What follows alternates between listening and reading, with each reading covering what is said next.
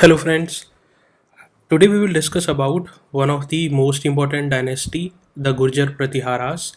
In the recent time, we have observed that the UPSC has started asking questions on the lesser known kingdoms. That is why Gurjar-Pratiharas are extremely important.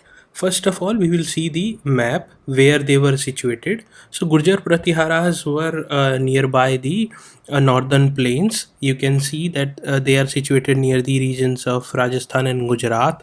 And what is happening is there is a constant tussle between Gurjar Pratiharas, Rashtrakutas, as well as Palas.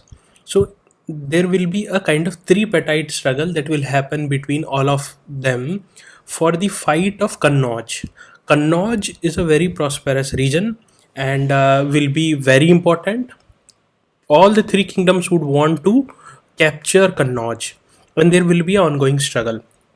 So first of all, we will introduce about the dynasty. So the early history of Gurjara-Pratiharas is shrouded because there are different stories about their where they had came. So there are different origin stories. Some believe that they migrated from Central Asia after the Gupta period. Okay. Now we will start with the first king, one of the most important king who founded this dynasty. His name was Nagabhata I. He was the one who defeated Muslims coming from the Arab region. Then Vatsa Raja was one of the most important king because he was the one who expanded the empire. His expansion was he followed a very aggressive expansionist policy, and that led to a series of conflicts with the Pala kings of Bengal.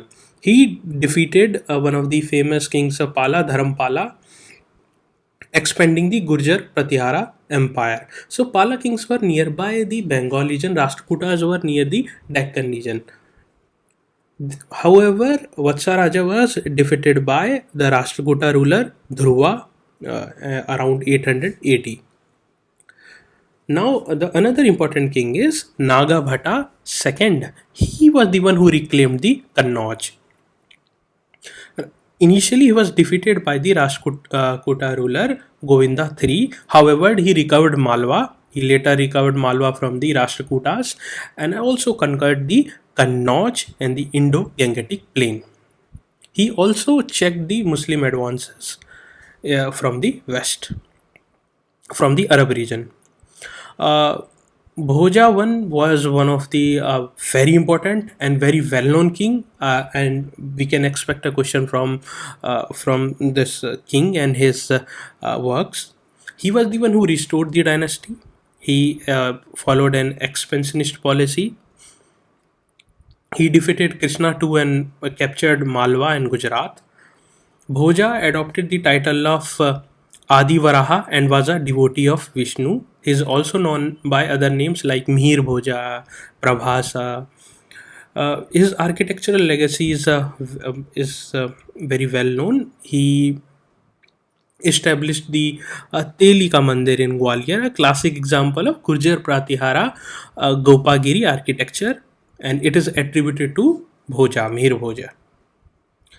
Another important king is Mahendrapala I. He was the patron of the art. During his time period, there was a lot of development in art and architecture.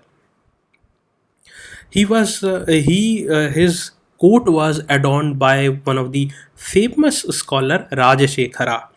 He was also known by the titles like Mahendra Yudha, Nirbhaya Narendra, reflecting his military might and fearless nature as well. Mahendrapala I kept the vast Gurjar Pratihara empire intact and even extended its boundaries. What were the architectural marvels that were developed during Gurjar Pratiharas? One important architectural marvel is Mahavira Jain Temple. The Mahavira Jain Temple is in Osian, Rajasthan. It is an important pilgrimage site and the oldest surviving Jain temple in Western India.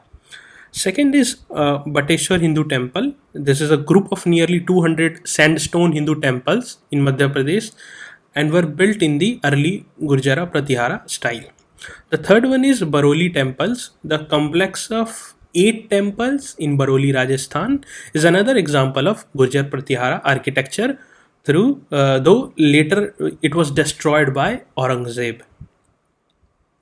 What were the literary contribution? So Rajasekhara, as I had told, that he was one of the renowned scholars of his time, the guru of Mahendrapala I. He made significant contributions to Indian literature. There are Suleiman's account as well. The Arab historian Suleiman provided valuable insights into the wealth, military might, and security of the Gurjar-Pratihara's kingdom under Mir Bhoj. The third is coinage. The coins issued by Bhoja featured the boar avatar of Vishnu, and solar symbols also reflect the dynasty's cultural legacy. So, if we see the Gurjar-Pratihara kingdom, it has significantly contributed in the development of art and architecture, as well as there is a literary contribution. And the Gurjar-Pratihara dynasty holds an important position during the medieval period, when the kingdoms in India became fragmented.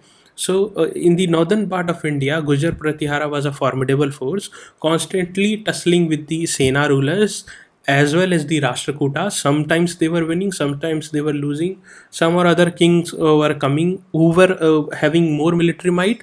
They were capturing the prosperous Kannauj. And if you remember, before these three kingdoms, there was Harsha of Kannauj, Thaneshwar kingdom. You have to remember, I had discussed all these in post Gupta rulers. Go and watch that video, it will help you to connect the dots. This is one of the most important topic for this year examination. So do watch this, and if you want to note down some important things, note down in A4 size paper. So thank you very much, take care, best